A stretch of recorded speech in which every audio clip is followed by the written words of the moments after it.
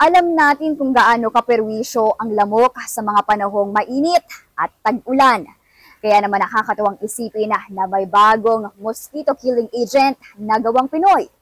Aprobado, epektibo, at subok na pamatay kiti-kiti. Isa sa mga pangunahing sanhi ng dengue sa bansa ay ang mga lamok na namumungad sa mga stagnant water o mga lugar na may naipong tubig.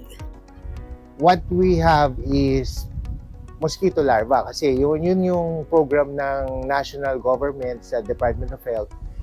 Patayin ang kitikite, supuin ang dengue. So kung ang kitikite yung problema na nagiging lamok, adult mosquito, yun yung kumakagat sa ating tao and then natatransfer yung disease.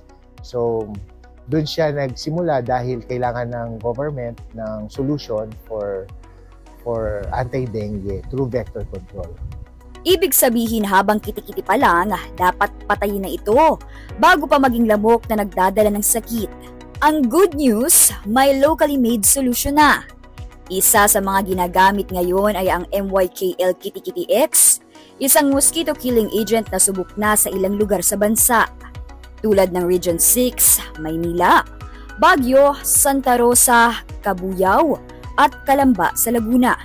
Dahil doon, bumababa yung kanilang mga incidents ng dengue and also namamatay yung kitikite kasi you only have to apply once and then effective na siya na 11 months.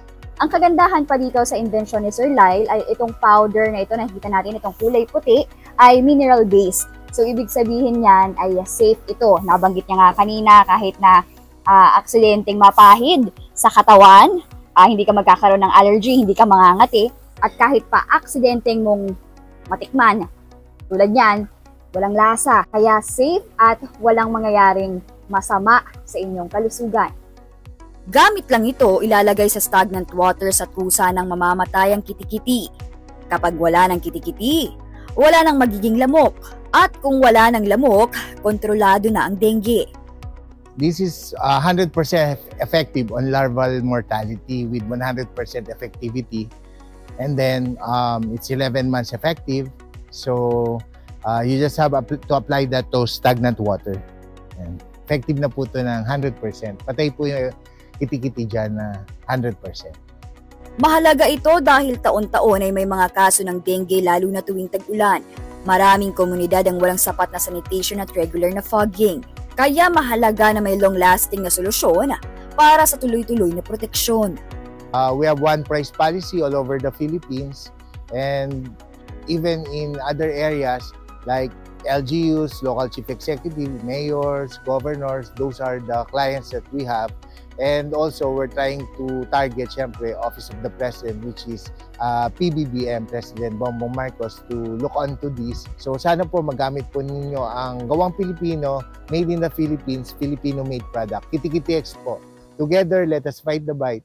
Use MYKL Kitikiti X. Mobile Journal Yeda Pascual po. Hatid ang muka ng balita.